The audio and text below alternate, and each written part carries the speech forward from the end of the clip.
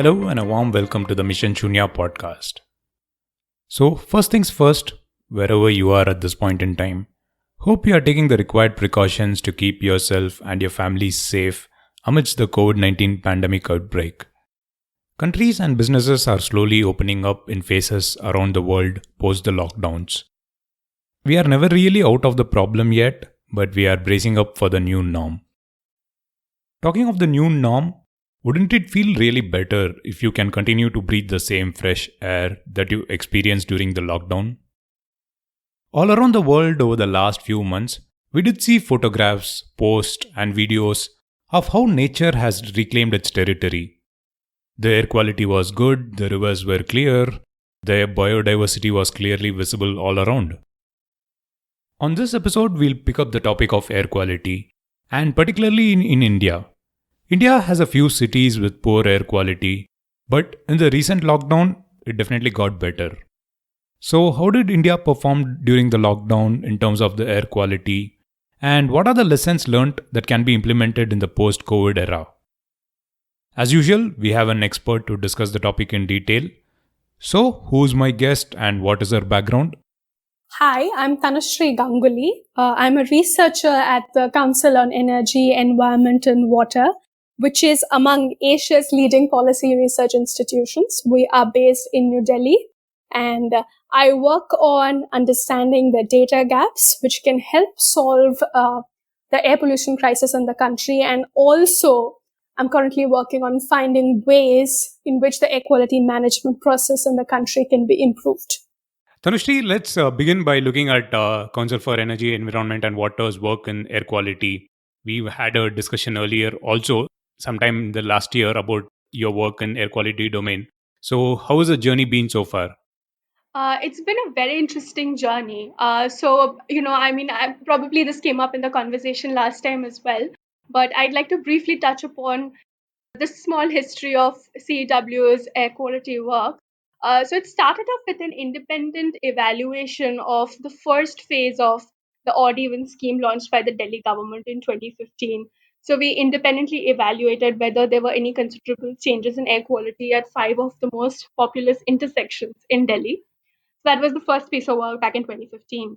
In 2017, we started realizing that the conversation about impacts of crop residue burning on air quality is confined only to Delhi or urban cities Indo-Gangetic plain. That was largely the narrative. So we wanted to try and understand how crop residue burning actually affects the people who reside closer to the fields, which is the farmers or people living in the villages where crop burning was actually happening. And in an urge to understand this better, we deployed 48, close to 50 sensors in Punjab just to see how badly rural air quality is affected. And uh, and we also wanted to communicate to the farmers that you might not realize, but this is affecting your health as well. So uh, and simultaneously we also wanted to understand that what farmers are doing to sort of mitigate the effect of crop residue burning. And at that point in time there was the government scheme which was subsidizing the uptake of mechanized equipment like happy seeders for harvesting of crops. So we wanted to evaluate the economic benefit of using a happy seeder. So those were the two parallel studies that we carried out. One was trying to understand the impact of crop residue burning on rural air quality in Punjab, and the other was trying to sort of calculate the economics of the different alternatives available to the farmers to harvest their crop. From there, from understanding rural air quality, we started looking at the National Clean Air Program, which was launched earlier in 2019. So there was a draft which was circulated back in 2018, in April 2018, but the final document was launched in 2019, January 2019. So, under the National Clean Air Program, there are various components to it, but one of the primary components is preparation of city action plans by the 100 plus non attainment cities. When I say non attainment cities, I mean the cities which have been identified by the Central Pollution Control Board as cities which violate the National Ambient Air Quality Standards. So we what we did is at this point in time, 102 of these plans are available on Central Pollution Control Board's public portal. We looked at these plans to understand that what are the shortcomings in these plans which could potentially delay implementation. So this is an ongoing work. We have some very interesting results coming out of this study. So just to wrap up our history of working in air quality space, it started off with an independent evaluation of a policy measure, which was one of a kind at that point in time, the odd even, to understanding the impact of crop residue burning, which is villain number one for worsening air quality during Indo-Gangetic plains. That was the narrative. So we try to understand what is the impact of crop residue burning in rural air quality, where it's actually happening near the source. To trying to understand what is the larger national policy and what is the course larger national policy on air quality management in the country is going to take. So yes, that's been our work. And if you also want me to touch upon what we are going planning to do in the future, we are very keen on understanding hyperlocal sources. By hyperlocal sources, I mean mapping out those small dispersed area sources within cities, which remain hidden, or which authorities probably don't pay much attention to, but are contributing to worsening pollution levels. So that's been the work at CEW, and a lot of exciting work coming up in the future.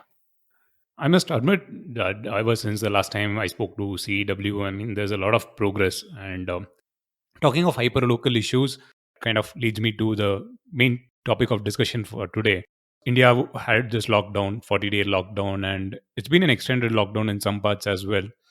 And of course, when industries shut down, when traffic is not there on the roads, pollution levels kind of drop down. So, at the top level, how did India perform during this lockdown? So, like you rightly pointed out, reduction in activity levels is going to translate into reduction in emissions and ambient concentrations. So, our understanding, our assessment, and this also aligns with the assessment which have been carried out by various agencies, be it the Central Pollution Control Board, who've done an evaluation of the impact of the lockdown on air quality, or be it other research institutions who are also looking into it, is that there has been a decline in particulate concentration amounting to 30 to 50% across the country. So in some places, depending upon the sources and the meteorology, it's been higher on the higher side, which is 50 to 60%. In some places, again, depending upon the sources and meteorology, it's been on the lower side, which is 20 to 30%. But across the board, there has been a significant decline in both particulate matter and NOx levels, nitrogen oxides, nitrogen dioxide. In terms of sources, transport sector contributes largely to nitrogen dioxide and particulate matter, because the nitrogen dioxide which gets emitted into the atmosphere eventually results in formation of secondary particulate matter. So NOx has seen drastic falls, and because of this, PM 2.5 levels has also reduced. The other thing which has come down is PM 10. Now what happens is, there is a large, the common narrative in the country, especially in the Indo-Gangetic plain, is that pollution that we see is actually dust. Now, true, there is dust, but what happens is that when vehicles pass through the roads, especially roads which are not well maintained or are not particularly very well paved, this dust, which is accumulated at the edges of the roads, it gets suspended in the atmosphere, contributing to particulate pollution. But because of reduction in vehicular movement, this PM10 component, which is basically dust, has also gone down. So we're seeing that with respect to pollutants, there has been a decline in PM 2.5, NOx, and PM10 as well. So while PM 2.5, I would say between 30 to 50%. With respect to NOx levels, there has been declines as large as 70% in areas. And of course, PM10 has also declined because of the reduction in dust suspension that happens. But this is barring an episode which happened in early April, where there was some dust inflow from west, which increased the PM10 levels. So PM10, because of movement of vehicles, the road resuspension has definitely gone down. But there was an external influx, in early April, which contributed to some increase in PM10. But other than that, during the lockdown as such, we've seen how clean skies could look like. I mean, from urban centers, you can see the Himalayan mountain ranges. So that bears testimony to the fact that because of clearing of the air, our visibility has significantly improved. That's a good stat, Tanushree, to get an overall picture, the big picture. 30 to 50% drop in particulate matter is kind of a big number. I mean, on an average, if that is an average, I'm sure like some regions would have definitely performed better. Right. And I also like the idea or the availability of data, because you were able to kind of split between this is the level of PM 2.5, this is the level of PM 10, and the reasoning behind why certain categories have increased and certain categories have declined. I'm sure there have been other data sources as well. Different industrial activity kind of was running. Like, for example, it was towards the end of an harvest season, and some regions kind of the still agricultural activity was still continuing in that region. And some industries happened to be like essential services, so they were also functioning. Do you have access to that kind of data, looking at the finer details and saying like, okay, some industries contribute more to the overall pollution in general sense? Do you have access to that kind of data? Or Right. So this is a very important question that you raised, Girish. So the data availability in the country is not good. I mean, that's one thing which I can say without a doubt that it's not good because so in India there are 0.14 monitors per million people compared to an average of 3 in the United States or China or the Europe. So we have a long way to go when it comes to monitoring. What I mean by zero point 0.4 monitors per million person is that in India, if we talk about the continuous ambient air quality monitoring stations, I'm not talking about the manual monitoring stations, I'm only talking about the continuous ambient air quality monitoring stations. There are approximately 200 operating in the country today. We have over 1.3 billion people and we have only 200 continuous monitoring stations. So, to be very honest, drawing inferences on decline or improvement in pollution levels is subject to the kind of data that we have. Barring Delhi, which has 38 monitors, which are reasonably representative of the different kinds of land use within Delhi, the inferences drawn from for the other cities are actually questionable. Let's talk about Lucknow. Lucknow has almost similar pollution levels compared to Delhi. But guess how many monitors Lucknow has? 4, 5 now. There is one in Nishanganj. So from 38 to 4, that's the kind of imbalance in data availability that we have. And to respond to your question on industries, now, of course, there are continuous ambient air quality monitoring stations, which could be in industrial cities, right? But there is another set of monitoring that could happen in industries, particularly, and this would be stack level emission monitoring using continuous emission monitoring systems. Now, all the red category industries, there are 17 categories of industries, let's say power plants, steel, cement industries, so on and so forth, which are supposed to have continuous emission monitoring systems. That's a mandate.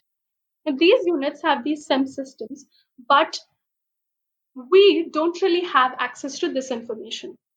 If we were to have an access to this information, then we would be able to independently evaluate how emission levels have gone down. Now, this is interesting. So, there are two different sets of measurements that I'm talking about, right? I'm talking about ambient concentrations, which is your PM 2.5 and microgram per meter cube, and I'm talking about emissions from the stack. There are two different sets of concentration. So, while I could have an estimate the PM 2.5 in the air because of emissions from an industry could be a surrogate for saying whether emissions have gone down or not.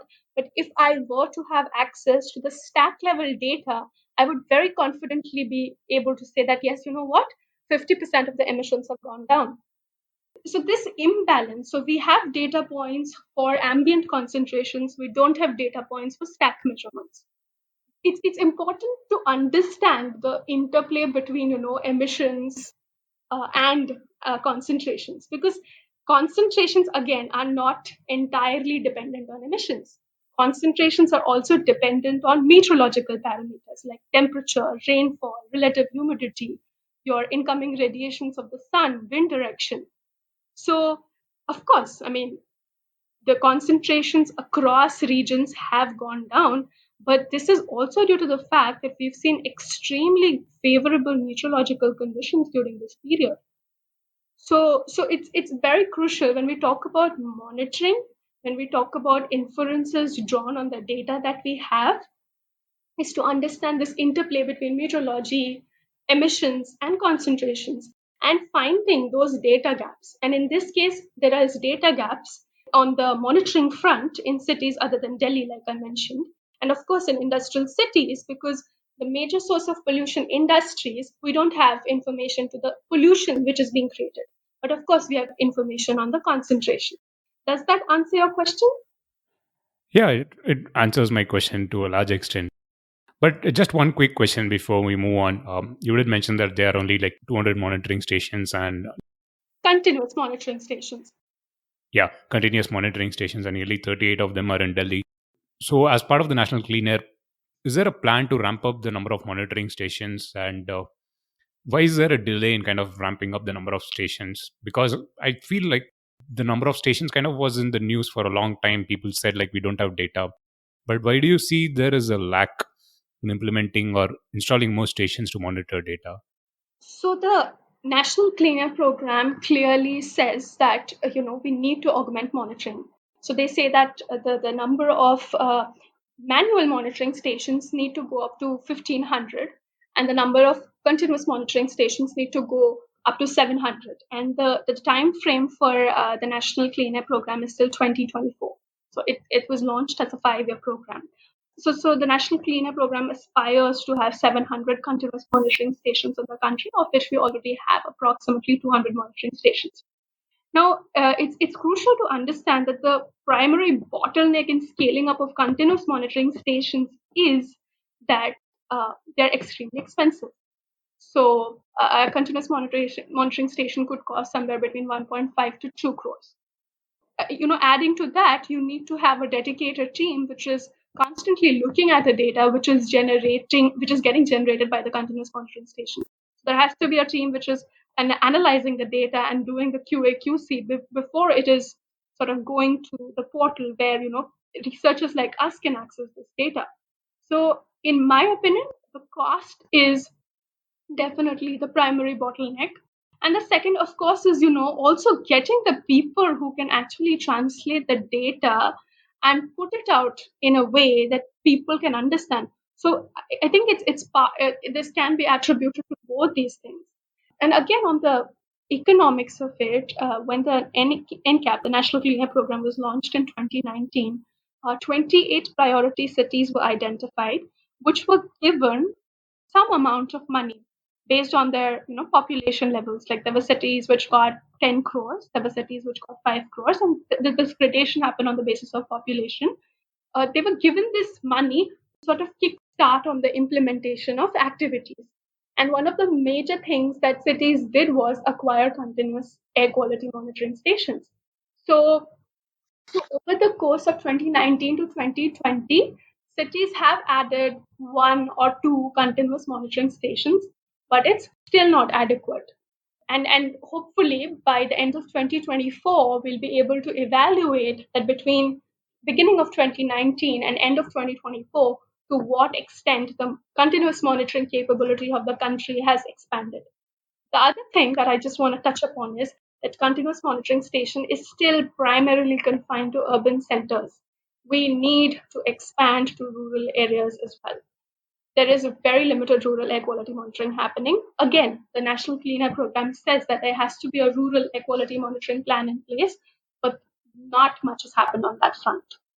On similar lines, does that correlate to the fact that, say, analyzing the pollution levels at tier 2 cities where industries are kind of not monitored? So, does that correlate to the fact that there is no accurate data on what kind of industries are operating and what is their impact in the general pollution trends as well? No, that is absolutely correct. I mean, of course, there is a sense that there are certain industrial clusters operating in cities or in the outskirts of the city. And when I say outskirts, a cluster could be, let's say, 20 kilometer, 30 kilometer from the city, and could still have potential worsening impacts on the city's air quality. So we know there is a cluster, but if you don't have a sense of the kind of units which are operating in the cluster, number of those units operating in the cluster, the output of those units, it is very difficult to assess what is actually the quantum of emissions which is coming from these clusters as such. So, I mean, if there is a thermal power plant, we know that, okay, this thermal power plant generates XX megawatts of energy. It has five stack. It has five stacks. It has three boiler units. You can estimate emissions from that industry. But this rule of having these surrogates in place for calculating emissions, which in this case was boilers, number of stacks, or the power output, cannot be translated to an industrial cluster where we don't know the number of units, what the industrial units are producing, and how much fuel they're using. So yes, this is crucial to map out the kind of industries which exist in these industrial clusters. Hmm. That is very unfortunate, actually, because I mean, if we had data, we could have probably used this kind of lockdown period to kind of isolate the industries and kind of identify the root cause and identify the sources of pollution and kind of have some measures in place to kind of ensure that post lockdown there is a better monitoring to see how the industries can get better in pollution control. Just to add to your industries question, so of course, I mean, what I wanted to convey is that there might be absence of granular information, but states, what they typically do is they put out these reports which summarize the general kind of industries which exist, at least on paper, what kind of industries exist in an area. So I wanted to sort of highlight this quick analysis that I did. And of course, the data source is urban emissions. They put out a beautiful, moving image on how air quality has changed across cities pre and post lockdown. So I took up a few industrial clusters because I wanted to understand how essential versus non-essential industries contribute to changes in pollution levels.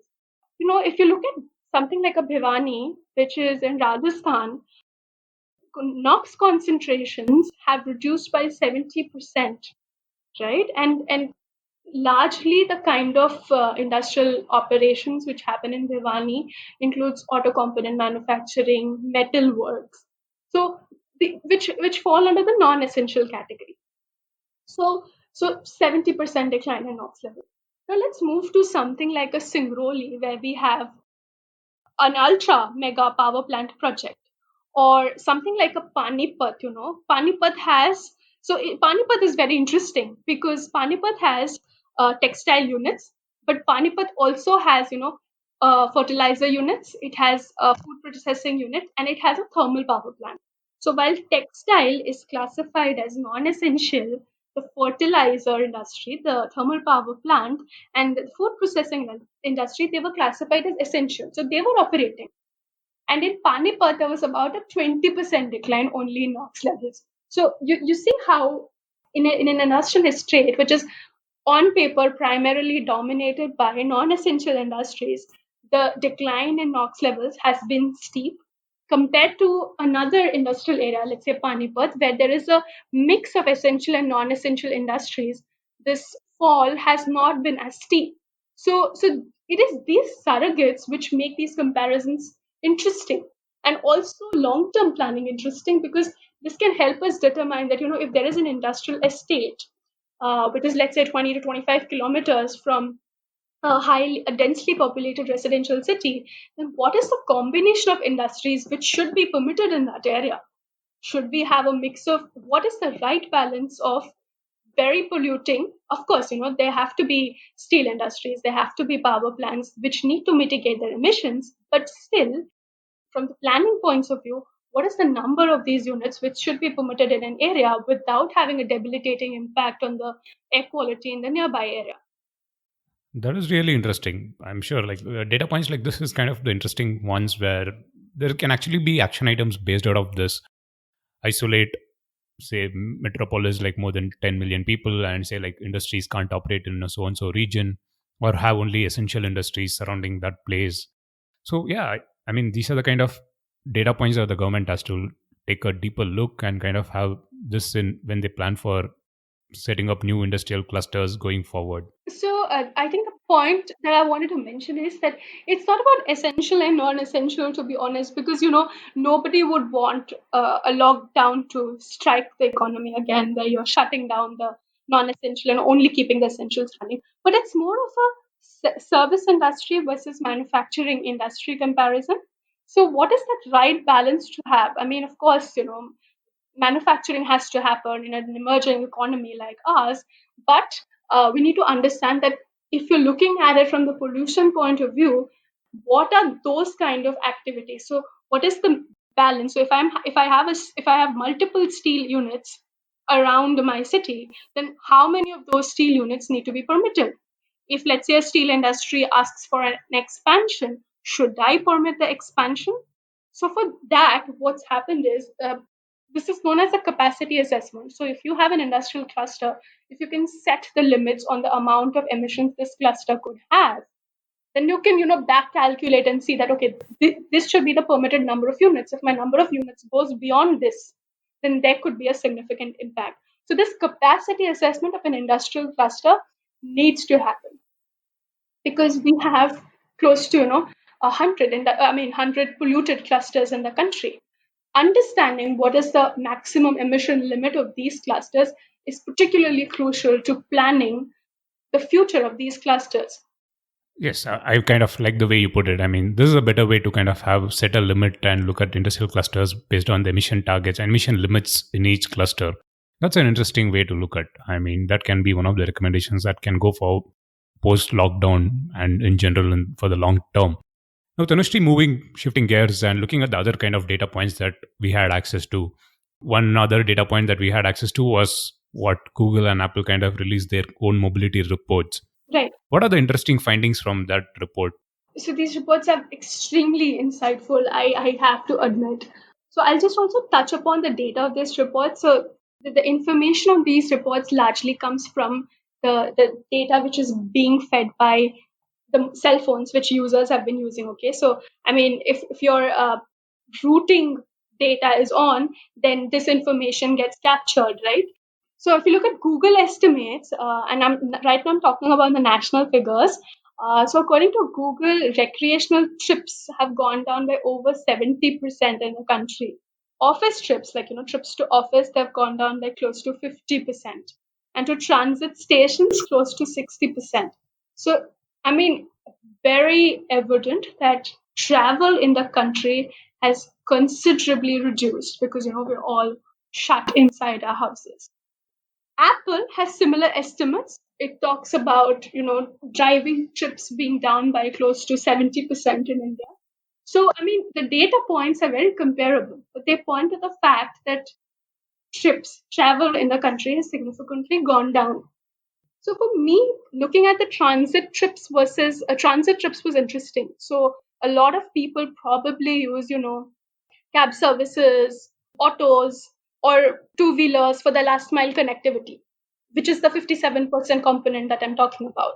So what that means is that people still are using different modes of transport for their last mile. So last mile connectivity could potentially be improved or could be moved to, let's say, public transport. Recreational trips have come down by 80%, and I would assume that most people use a combination of public transport or probably private transport for their recreational trips. So how is it that public transport can be augmented on routes which people frequently use for their recreational trips? So these are a few interesting insights which come out from the Google and Apple data, because the categorization of importance is also categorization of the different kinds of routes. So people probably take different routes for getting to the commercial areas, different routes for getting to the recreational destinations. So if we can, if we have this information now, it could very well help cities in planning their bus routes and their public transport routes as such. Yeah, those are really interesting data points. I'm at once when I kind of looked at the numbers and like when I hear the numbers again, I feel like, okay, it's only 70-80%. That's still a good number. That means kind of it also validates that people kind of took trips only when it really mattered, or was it when it was really essential. So that is a good data point to have. And Now, that kind of leads me to the next set of questions. Post lockdown, when country kind of opens up industries, what is your opinion? A kind of will we see people shunning public transport just to kind of have the distance or just to have their own private vehicles? Do you think that will happen, or what is the scenario like from countries that have opened up? Do you see public ridership has gone down? So I think that I mean, this is my opinion. I think it'll take a while for public transport to get back, to full capacity because people are going to be wary of traveling in a crowded bus or, being underground while, getting on a metro. It's going to be challenging for public transport. So I mean, China has opened up public transport, and there is some interesting data points coming from China. So if you see, I mean, the modal share of metro has dropped from 26% to 14%. Bus ridership has gone down from 17% to 10%. So public transport options in China have actually gone down post opening up of the lockdown. On the contrary, bike sharing system, which is more individualist, people typically get on a bike alone. Usage of bike services has gone up drastically. Unfortunately, India does not have as many bike service options available. So it'll be very interesting to see how India commutes. I mean, of course, there is going to be a considerable people who can afford to switch to private transport are probably going to switch to private transport. I don't know if ride-hailing services ever going to come back, and even if when ride-hailing services are going to come back. When I say ride-hailing services, I mean the likes of Uber and Ola. And even if they come back, will they still have the share option? Because a lot of people use an Uber share and an Ola share to get to work, or will it only be like a single-person trip? So those are the interesting things we'll have to see. That ride-hailing services might be back, but will the share services be back? Buses might be back, but will buses be back in full capacity? Or will there be more buses along the same route so that the ridership density can sort of be staggered? Because people could be waiting at bus stops and they will want to force themselves into the bus, but ideally they shouldn't because social distancing principles need to be in place. So to accommodate these people, the number of buses along the same route will have to be increased. So those are a few interesting things that could happen. But again, I mean, I think public transport will take some time to sort of get back, into full swing. Again, it's an interesting scenario because when people kind of shun public transport, the other thing that we should definitely take a look at is what will happen to the pollution numbers. Will we go back to pre-COVID times with the pollution numbers as we kind of open up the economy and allow people to go to office, go to recreational places? I mean, that's going to be a worrying factor, right? Even in China or any country, that could be a worrying factor, right? Yeah, it's of course a worrying factor, but it's also something to ponder upon. There are cities which are expanding now in the country. Like I keep going back to the example of Amravati because it's a city which is being developed. So we can still think of how we want to plan that city. Whether we want to take up the US model, which is largely, car centric, where people like to stay in the suburbs and come to the city to work, or whether we want to adopt a more European model where cities are planned around public transport. So, for cities which are emerging now, which don't yet have formal public transport systems, it's very important to understand how we are planning for our mobility choices. We cannot be, a car centric country. We cannot afford to be a private transport centric country.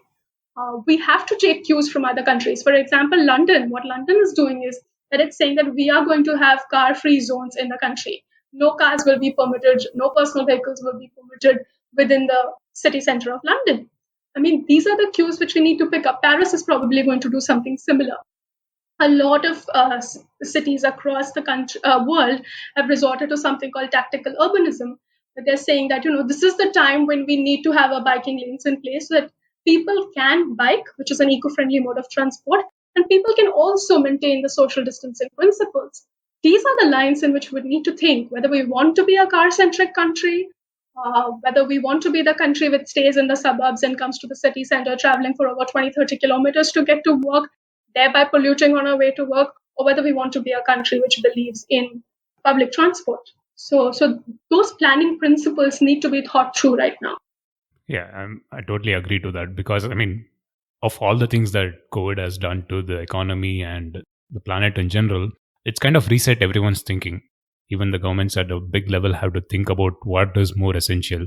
I'm sure, like a lot of, as you mentioned, a lot of European countries are kind of relooking at their infrastructure plans. And I think UK again has this new transport plan that is released. Again, it emphasizes more on bicycle ridership, increasing the bicycle ridership. So these are the kind of measures that countries have to take if they have to ensure that the air quality is also maintained post COVID. Sticking to the same theme, what can government do to maintain that the air quality that we witnessed during the COVID lockdown that stays, or people continue to breathe better air as we transition to post COVID times? I mean, as unfortunate as the lockdown is, but it also came at a very apt time. I'll tell you why. Because, I'm pretty sure you're aware that the union budget announced 4,400 crores for mitigating air pollution in the million plus cities across India. Now, these funds are contingent upon whether these cities have a plan to cut down emission levels or not, which is the city action plan. And as we discussed earlier in this conversation, in response to the National Clean Air Program, 102 cities put together these plans. Now, what needs to happen is that cities very clearly need to identify their short term, medium term, and long term goals. Because, again, going back to this 4,400 crores for million plus cities, one part of it is going to go to the cities. Let's say it was going to go out in May 2020. It's probably going to get delayed and go out in June or July 2020. And the second part is subject to performance of the cities, right? So cities very critically need to identify that between 2020 and 2021, what are those things that they need to do, which is definitely going to have a significant impact on cutting down emissions. Now, I were to decide, I would definitely spend on increased monitoring. There has to be more monitoring in the country. We need more representative data. And when that kind of fund is coming into the city, cities need to prioritize monitoring. Lucknow cannot operate with just 4 monitoring stations and have air quality as bad as in Delhi. So improve monitoring. Number 2, increased inspections. This could mean hiring more people or training the existing set of people in pollution control boards or municipal corporations to increase the frequency of inspection in areas which consistently pollute. And this brings me to the kind of analysis that we are trying to do in cities. I mean, we at our level deployed field resources right before the lockdown in Lucknow to understand what is the spatial distribution of polluting sources in Lucknow. Of course, we don't have the monitoring information, but while the continuous monitoring systems get installed, what we can do is we can visually map out the polluting activities in area. Which are the areas where waste burning happens rampantly? Which are the areas where there are auto component shops which end up burning a lot of tires? Rubber gets burnt, metal components get burnt, pollutions increase. Which are the areas where there are hundreds of food stalls which are still using coal for cooking food? Because I know for sure that Calcutta has thousands of those stores which use coal or dirty fuel, solid fuel for making food. So mapping out these dispersed sources, and India has a wide variety of pollutant sources. So mapping out these sources is crucial while we get more monitoring in place. Number 3 is if the government chooses to support industries to help them recover economically, then in the long run, there has to be conditionality. When I say conditionality, the industries need to meet certain emission criteria. Now, if you look at how the power plant emission standards have panned out, we have been delaying meeting of emission standards for power plants for years now. And we can't be doing that because the air quality in India across the country, and not just Indo-Gangetic Plain. I just wanted to emphasize on that because the narrative largely is that it's only the Indo-Gangetic Plain which is polluted. But more than 80% of India's population breathes air which is non-compliant with national ambient air quality standards. which is higher than the WHO standards, by the way. So we cannot delay meeting of emission standards. So if there has to be a three-step process towards achieving improved air quality, my three-point action would be that: monitoring, inspection, and conditional bailouts.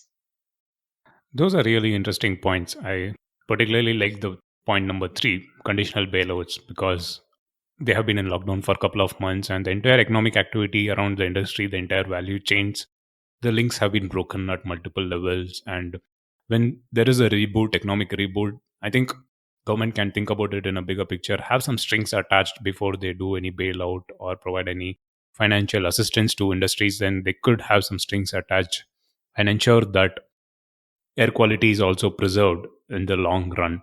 Yeah, I just wanted to come in here. I mean, the conditional bailout point is also very tricky because it needs assessment from the pollution control boards. So if you closely look at the 3 points that I've mentioned, they are very closely interlinked. You have to monitor better to understand the emissions better. You have to compute the emissions if you were to set emission limits. And your conditional bailout and this conditionality will depend on the first two things. So, in the absence of the first two, the third cannot happen because then the conditionality will be arbitrary. And that's the last thing we want. The conditionality has to have a scientific basis to it. So, these three things are extremely interdependent on each other and have to happen simultaneously or in a staged manner, is what I meant. I mean, I totally understand that point because there's a general saying, right? If you can't measure something, then you can't better the or you can't improve on that. Touche, absolutely. Measuring the data, getting the right source of data is really essential. Tanushree, it's been an absolute pleasure kind of getting to know more about the air quality during lockdown and what can we expect once the lockdown is lifted and once industries start functioning. A lot of good suggestions and a lot of good things that we can probably take forward in future discussions. So thanks for taking time and sharing your views on the podcast. Thank you for speaking with me, Girish. It's been an amazing conversation, and I hope that some of these recommendations that we discussed during the course of this conversation do get implemented at some point in time. Thank you so much for having me on the podcast. The 3 point action item towards the end was a perfect way to sum up the situation in India. And it also gives us an opportunity to plan ahead for the post COVID era. Once again, point number 1, improve the number of monitoring stations. Number 2, improve the inspection and capacity building activities, like mapping out the sources to pollutants in places wherever possible. And 3, bailouts to industries and corporations with strings attached. It's a complex issue, but it is something that the government can think of seriously. The third suggestion is something similar to one we got from Vish Iyer, our guest from episode 30, discussing the clean tech sector in post COVID-19. So, in case you haven't checked that or any of the other episodes, please do check the archives on any platform for Apple and Android devices. Also, the entire playlist is available on the Mission Shunya website, missionshunya.com. Now on to this week's action item towards Mission Shunya. Well, for most part of the discussion, as you would have observed, Tanushree had some good recommendations for all the relevant stakeholders to improve the air quality. But towards the end, I did pose a question.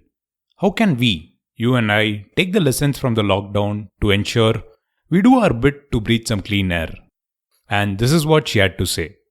So, you know what? I mean, I would like to quote this book that I've been reading, and this is also a book recommendation for everybody who tunes into this podcast. It's a book by Dan Spears. It's called Air Pollution, Climate Change, Policy and Pretense. There's this line in the book that says that morality cannot solve air pollution. Okay, so let's get that straight. If I am conscious of my lifestyle choices, I can contribute to a bit, but it cannot solve for the larger systemic changes that are needed to solve the air pollution. Of course, I mean, it's not one step that people can do, but it's multiple steps that people can do. One is, of course, garbage. Okay, this was an absolutely amazing opportunity for people to start segregating waste at home. Just being conscious of the fact that you're not stepping out of your house, but there is a garbage collector who's coming at your doorstep to collect your waste every day. The least you can do is that, reduce the amount of waste that you're handing over to him. This was an absolutely amazing time. People should have started segregating and composting at home. I mean, I'll tell you how it helps logistically also. you can keep putting, if you have only dry waste, which you are planning to dispose, then you can put out your dry waste, let's say twice in a week. But if you are storing wet waste in the house, which you intend to dispose, then you have to dispose it on a daily basis. Instead of that, what you can do is you can segregate your dry and wet waste, take your wet waste, compost it, and then you can dispose of your dry waste twice a week. So logistically, it helps. Number two, transport choices. I mean, as much as I would want people to use public transport, I know it's not going to happen because people are going to be wary of traveling in crowded spaces. But eventually, once, when things seem to be in control, which I don't know when, people should be conscious of the choices that they are making with respect to transport.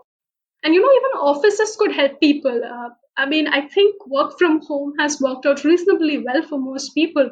So if offices could, have one day or maybe 2 days in a week where people could work from home, it could reduce commute trips.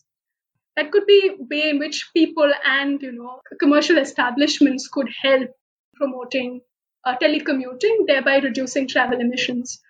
Number three, people need to be vigilant. What I feel is that there are pollution control helplines. At least some pollution control boards have put together pollution control helplines for people to report any grievous violations that they see.